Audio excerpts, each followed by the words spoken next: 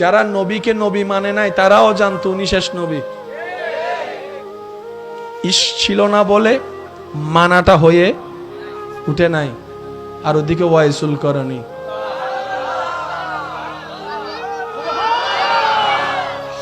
সবাই সবাই সবাই ইশক ভিন্ন জিনিস। ইশক এটা কি বলবো, আল্লাহ। দুনিয়ার নিয়ম হচ্ছে পড়ালেখা সারে পড়া দিছে, পড়া আদায় করছেন, ছুটি। দুনিয়ার নিয়ম হচ্ছে পড়া দিছে, পড়া শিখছেন,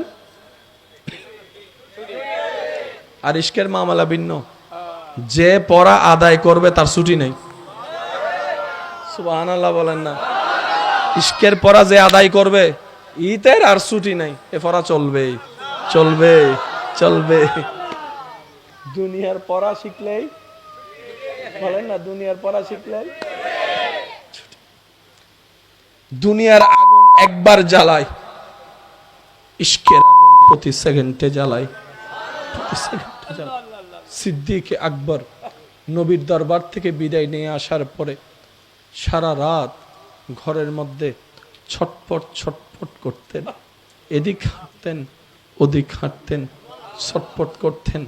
জিজ্ঞেসকারী জিজ্ঞেস করে, একটু আরাম তো করুন, সকালে তো আপনাকে আবার কাজে যেতে হবে। সিদ্দিক আকবর বলে, কখন সকাল হবে, কখন সুবহে সাদিক হবে? হয় নাই এখনো, এখনো হয় নাই, এখনো হয় নাই। আপনি এমন করছেন কেন? বলে যে সুবহে সাদিক হলে তো আমার অন্তরটা শান্তি হয়ে যাবে, আমি সিদ্দিক ঘর থেকে বের হব, দরবারে মুস্তাফায় যাব, আল্লাহর হাবিবের চেহারাটা আমার চোখের সামনে আমি দেখব।